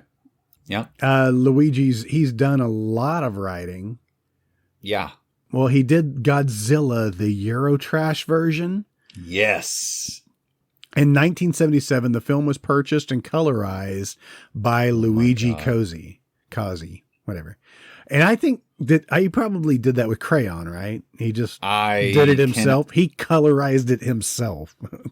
Before Ted Turner, he was the first guy that had gone in and he just had colored pencils, and he just colorized the entire thing.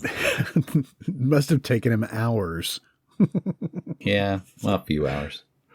He also did Star Crash. Yep, already looking at it with Marjoe Gortner. Mm-hmm. Go to picture number 13 on Star Crash, please, and look at Marjoe Gortner. He is he's like the prototype for Owen Wilson, kind of. Like, you know what I mean? Like Owen Wilson and David Hasselhoff had a bastard child together. I just immediately want to punch him in the face. Yeah, we've looked at this one several times, but I did not know that he directed that. Yep. Oh, Carolyn Monroe. The one good thing about this movie.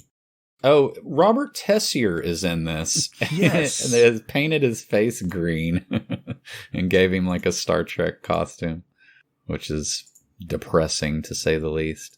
So Luigi has written several things. Cat of Nine Tails, which is Dario Argento directed. It's kind of interesting that he's written these things for other directors when he himself was a director, right?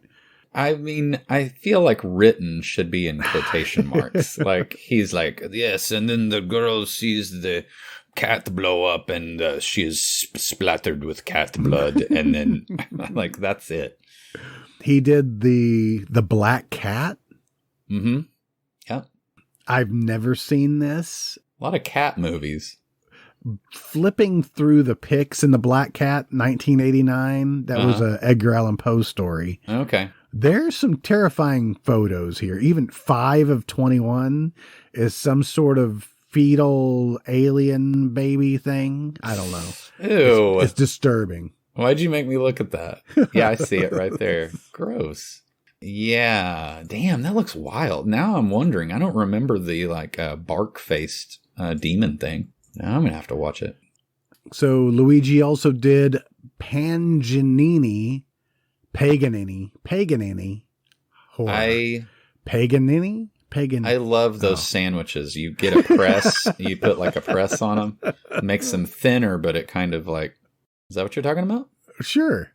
It reads, when a female rock band uses an infamous old piece of sheet music to record their new album in an old mansion, they accidentally open a portal to hell. Well, that'll happen. That is bound to happen. Oh, 89. So Donald Pleasance is... He's not looking good. I feel like they just gave him wine for his... For his payment. Mm-hmm. But for some reason, in going through Luigi stuff. Oh, it's because I was looking at the writer for Contamination. So the writer, besides Luigi, he also helped write it, but the writer is called Eric Tomek, and this is where we get into German shit. Oh, okay. So I went down a German hole here, which please don't say that. The ones that you can read, I mean, if you look at Die Schocklenschnuffer. Okay. I want to know what that means. It's the longest word ever. Schlackolandenschnuffler. I think that's a kind of dog.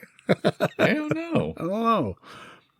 But there are a lot of weird shit down here. Secrets of Sweet 16. He wrote this.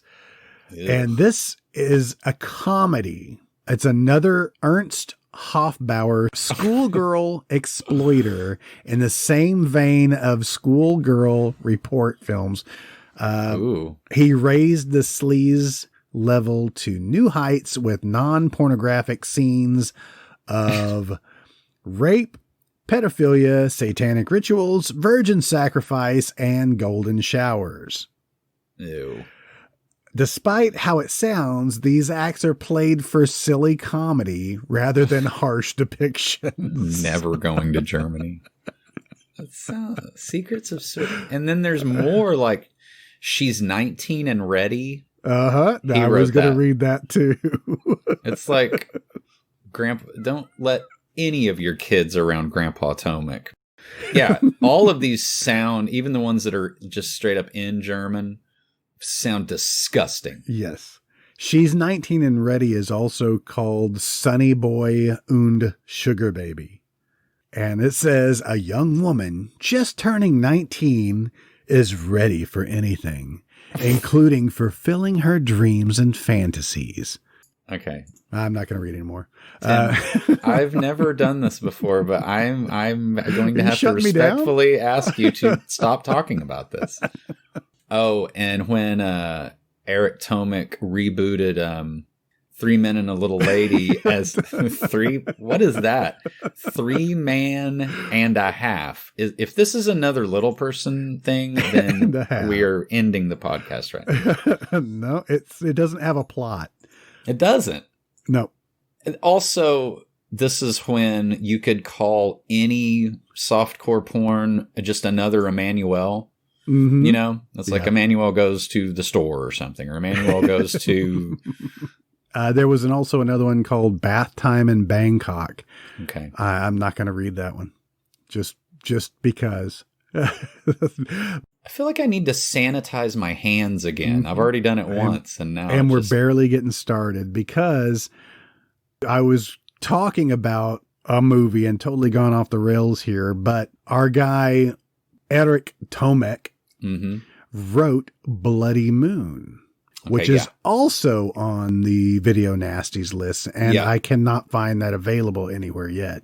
Yeah, it looks cool. It's the one with the buzzsaw blade on the or the circular saw blade. And I watched the trailer for it. I'm interested. This is directed by Jess Franco. Oh God! Well, there you go.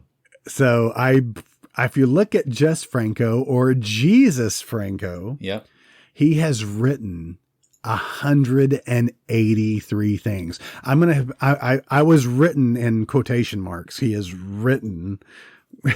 Well, he's copy and pasted a lot of okay, now that there is a beautiful blonde woman. Oh, now her robe is open. You know, that's basically it. Although I will say, I do love his movies. But, he has directed 207. Jesus. Yeah, exactly. His name's Jesus. Oh, that's right. Hey, wait a minute. You're talking to me. Oh, cut. No. Oh, action. Close up on Zebubi. Mm-hmm. Zebubi. You want to leave? You want to just leave that there? Let's table this discussion on him because there is I knew eventually. I have him written down in my little list because he is yeah, like you said, he's just so prolific and... I thought for sure you'd have a lot to say. Oh. So maybe this is going to have its own little special. Yep, I think so. We can go on and on. Yep. He'll definitely be coming up again later. All right. What was that one with Bangkok in it? It's like breakfast in Bangkok, a bath time in Bangkok. Oh, man. Here's one that Eric wrote called Dracula Blows His Cool. I saw that and I was like, you know what? I'm going to exert some kind of self-control and not click on that. Well, you should. It's a comedy horror. Ugh, of course. A descendant of the famous vampire gets a job as a photographer, shooting beautiful fashion models at the family estate. Being around so much naked and semi-naked flesh has the expected effect on him. Go ahead. Give me your best Dracula as a photographer. Okay. Okay, booby. That's it. It's just boobies. But there are so many weird German freaking names that you can only imagine. What does ein dicker Hund mean? I wouldn't even want to guess. Loosely translated as my dick in my hand. Yeah, Schlongen. Handenschlongen. Schlongen. Oh, slap an umlaut on it. It's done. Right. Anyway, I will end my trek down from memory lane. I don't remember what the original movie was I was watching. What was that? Contamination. Ooh, ooh, ooh. What was that? That was a Contamination. Who was that? I mean, it wasn't Contamination, but oh, man, right on the tip of my tongue. Ew, never mind. Okay, no more Schlongens. All right, schlonging over. What if Warren Oates started a... Warren Oates' Oats? Mm-hmm. Eat your Warren Oates. Oh my God. Have they ever been in a movie together? Warren Oates and Wilford Brimley? Next time on... Hey, so I was looking at the main character in Contamination, who is Ian McCullough. Yeah. He was in Zombie. Yeah. Okay, now wait a minute. Or Zombie 2. Is he the cult guy? He is the first credited there, Commander Ian Hubbard. Okay, hang on. Let me get to him here because I saw that too and I was like, wait a minute, that name doesn't... There's an Ian McCullough in with all these Italian... But Ian McCullough was also in Zombie Holocaust, which is Dr. Butcher, MD. Remember when we lived together and I bought that and it had both covers? Like you could flip the paper around and it was Dr. Butcher on one side and what did you say? What was the other one? Zombie Holocaust. Zombie Holocaust, yeah. Man. Zombie. Okay, I do remember this dude. I always get confused with the zombie movies because I don't know if they repackage them as another... They're always like sequels to other movies until they're not. Like, I had Zombie 2 for forever, and I was like, man, I got to get my hands on Zombie. And then it was like, oh, Zombie 2 is Zombie, but only, It's confusing. It is confusing. And I don't know why they have to do that for... I don't know why they do that. To tell you the truth. I'm glad you guys stuck with me so I could tell you absolutely nothing.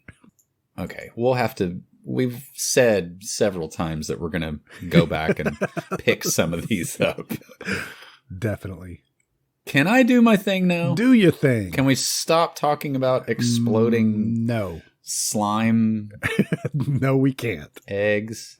I will say one thing that lifts those Italian movies above just being completely awful is the fact that they always use real animal parts. So if the plot is dragging or the special effects don't look great, at least if they make something like explode out of someone's stomach or whatever, it looks disgusting because it's real, like pig guts or whatever. All right. Anyway, the reason I did my deep dive about Warren Oates is because he is how I got to my movie today. I mean, how did you get to him from Demonoid? Well, I tell you. Okay, tell me. It's because of Stuart Whitman. It's a man I like to call Stuart Whitman. Yeah, I just said that. Yeah, yeah, you did. Stuart Whitman, who he was great. Ooh, he was in Magnum Thrust in 1981. What? This is not a real movie. There's no plot. I was really hoping. Magnum Thrust. Ugh. What is that? What is that? I don't know. Sorry, I can't. It's a martial arts movie, maybe, because it has Joe Louis in it. He's a kickboxer. It's not Joe Louis is the boxer. He's an actual kickboxer. Yes. So that's like boxing, but with your feet. So, yeah. Legendary actor Stuart Whitman, probably best known as Dr. Latimer from Omega Cop. Or Charles Wesley from Fantasy Island. And oh my God. He played a ton of characters in Fantasy Island. Yeah, it's like, okay, Stuart, we're going to need you to part your hair on the other side. Now you're going to be Rex Morgan or what? No, wait, that's a comic strip guy.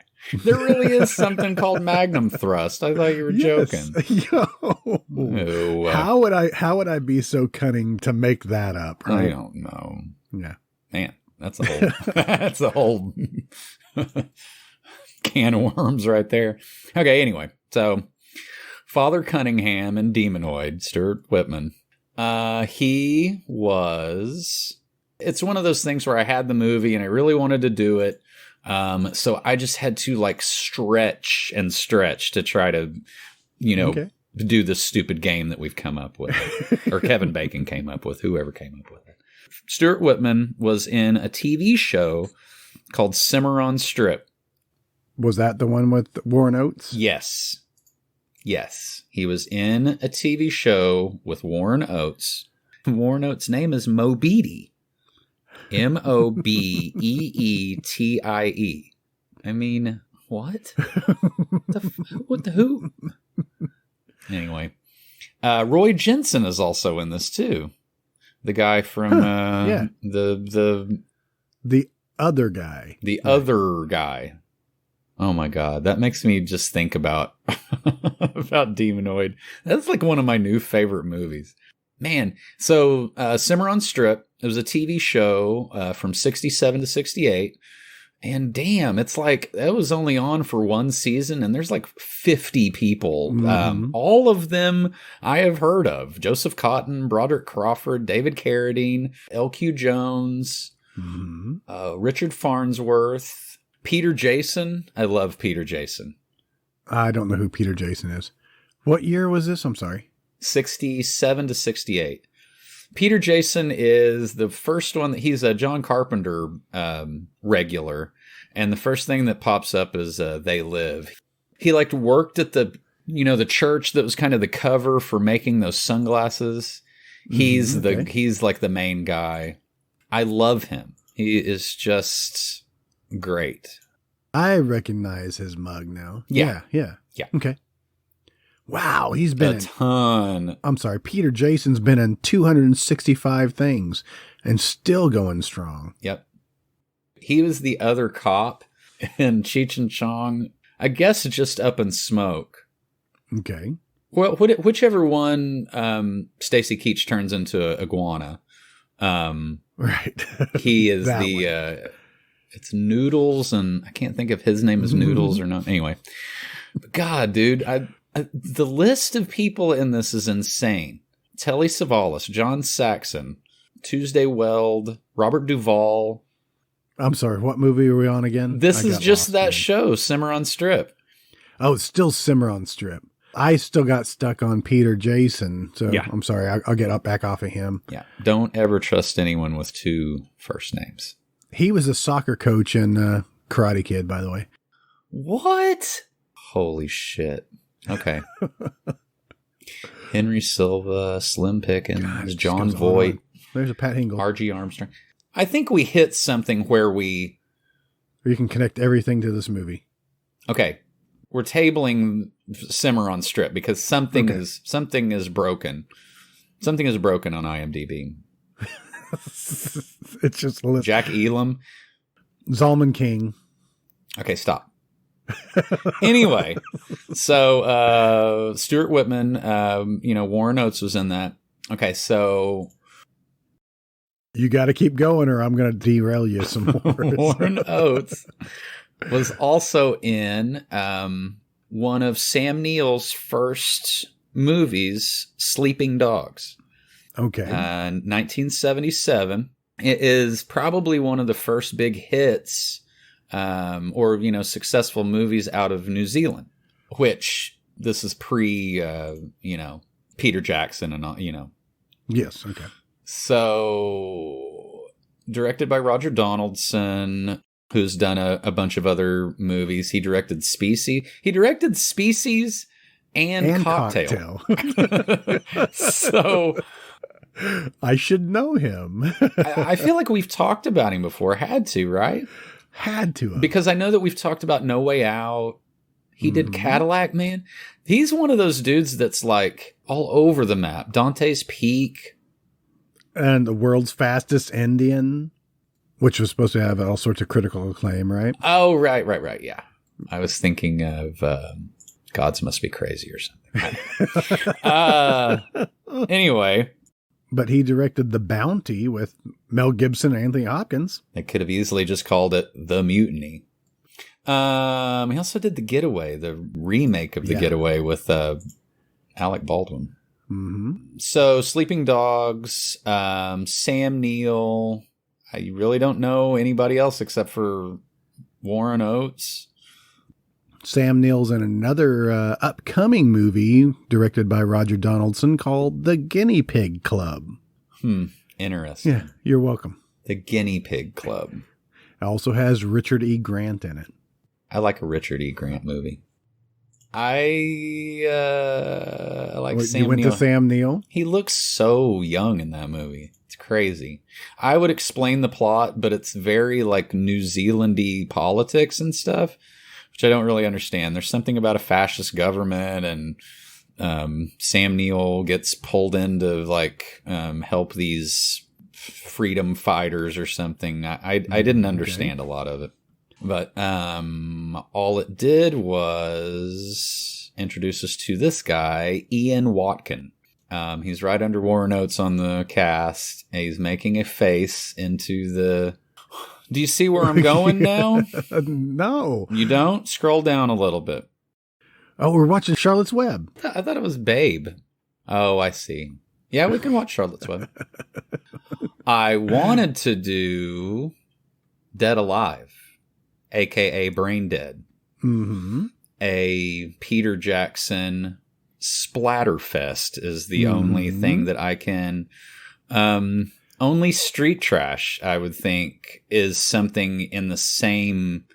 at the same level of like body horror, body melt movies. Mm-hmm. Yes, it's very, very bloody. I would say Dead Alive is probably... I think it far surpasses Street Trash. It is the melt movie, you know? I would say, okay. Is that what we're doing? That's what we're doing. Okay. Peter Jackson, 1992. We've only gone in the 90s like one other time. Wow, really? Yeah. Cool. Well, yeah. So this movie is, I mean, I've seen it lots of times. It's amazingly gross. I mean, like... It is. You will not want to eat soup for like months after that. Not a lot to say about the cast and crew because they're all New Zealanders, you know. So he had done Bad Taste, and Meet the Feebles. Oh, okay. So he had done Heavenly Creatures, Yeah, it's right after Meet the Feebles and his director. Gotcha. Oh, yes. I'm looking at producer. The producer credits are a little different. Yeah. I see. Yes. So, yeah, Bad Taste, Meet the Feebles, Dead Alive, and then Heavenly Creatures. Well, these are all great movies. I feel like we will circle back for Bad Taste or Meet the Feebles at some point later. So maybe we should try not to talk about them as much, but Bad Taste will have to be brought up. And I thought about doing that one instead. Okay. But I just feel like that was such a... I mean, if Bad Taste is like Evil Dead and Dead Alive is like Evil Dead 2, kind of. Gotcha. Okay. They have nothing to do with each other, but he was really trying out some things in Bad Taste that he pretty much like perfected in Dead Alive. So I just picked that one. Plus, I've seen it more. I mean, everybody knows the cover for Bad Taste. Do you remember the holographic one that he was either doing the... No, I don't remember that. You don't. It's it's a New Zealand movie. It's like a British movie, so it had a holographic cover, and there's an alien with an AK-47 on the front of it, and you point it one way, and he's giving you the finger, right? The American finger, and then you point it the other way, and he's got his pointer finger up, so he's giving the right. My video store, they just had a sticker of a second finger, so it looked like it was Bad Taste too. Oh my so God. It was given the peace symbol instead of the middle finger, right? Okay. Or the backwards peace symbol, right? Whatever. Right, the backwards peace but symbol. it was a sticker of a finger that was on the box. We can say that the British one is the piss off fingers, and the American one's just the finger. I'm going to say right now, I did not know that Peter Jackson was 5'4". Oh my God. Height again. It says 5'4 3/4", so he's really pushing that. So that's what endeared him to the Hobbits. He basically is a Hobbit. Yeah. He is 1.65 meters tall. You're really focusing on... Has a short person done something to you recently that you... That's my short and sweet. Well, Dead Alive is just soaked in nastiness. Buckets. And it's a comedy, which that just makes it even better for me. I really appreciate a funny, gross out movie.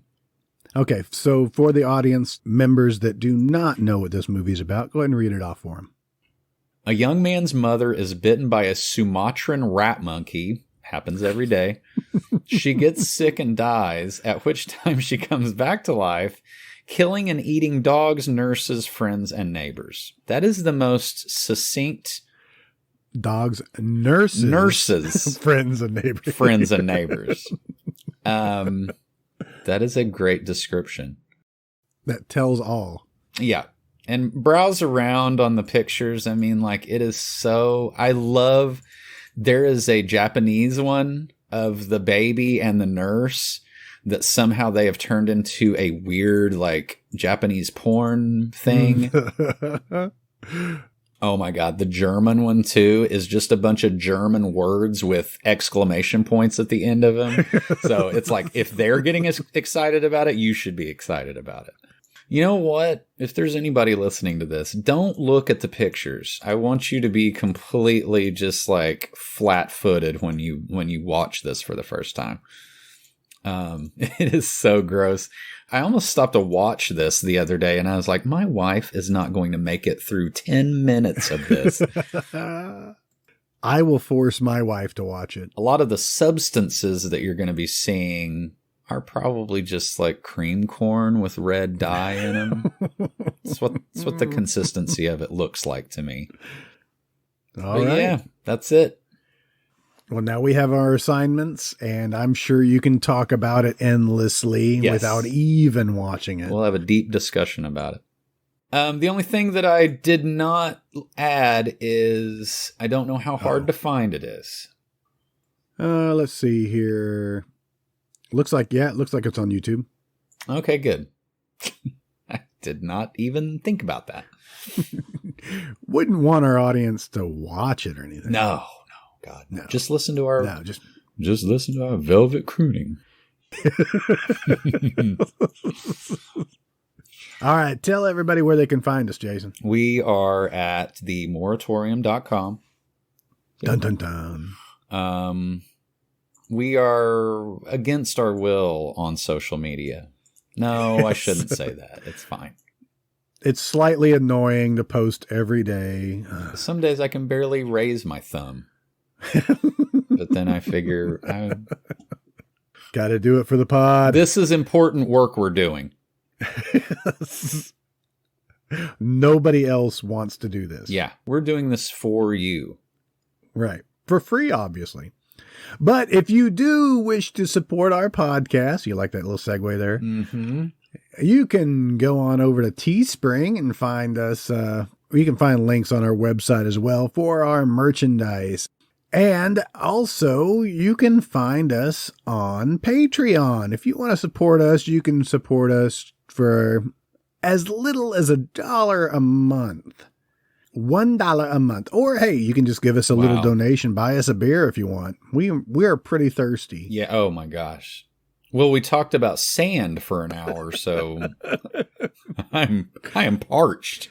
So look for us on all social media, Facebook, Instagram, Twitter, LinkedIn. No LinkedIn. MySpace.com. Really need to work on my MySpace. Oh, that thing. I always say this is the weekend that I'm really gonna do an overhaul. And nope. Chose to watch really crappy movies instead. And love every minute of it. Yep. Time well spent. All right, guys. I think that wraps it up. We've said enough. Yep. We did some good work today. And we went off the rails only about 23 times. I think I'm tallying it up here. 23 sounds right. All right. So check us out next week as we cover Dead Alive, a.k.a. Brain Dead. I don't know which one I like better. What was the one that had the face stretched over, you know what I'm talking about? Bill Pullman. Was that also Brain Dead? It was Brain something. Oh, man. Brain something. Why you got to leave us on it? That'll be the cliffhanger to next week. It'll take us a week to figure it out. Yes, it is Brain Dead. Yeah, I thought so. Yeah, 1990, Brain Dead. It's got Bill Paxton in it. Yeah, Bill Pullman and Bill Paxton. That might have created the that nexus where people get them confused. They don't look anything alike. Nope. So anyway, Brain Dead 1991 or 2? 92, I believe. Oh my God, 92? 92. Which is more aptly known as, oh my God, I'm Dead Alive? Thank you. The words that you just said? Hey, I can't make fun. I'm the same way. Our brains are basically mashed potatoes at this point. After every episode, we can only barely swallow our spit. Yeah. I'm going to go watch a documentary right now to recover. On animal behaviors in northern Italy. I thought you were going to say beheadings. No. Northern? Ooh, that's beautiful this time of year. Yes. All right, let's wrap it up. We did it. We done it. Bye, guys. Bye-bye.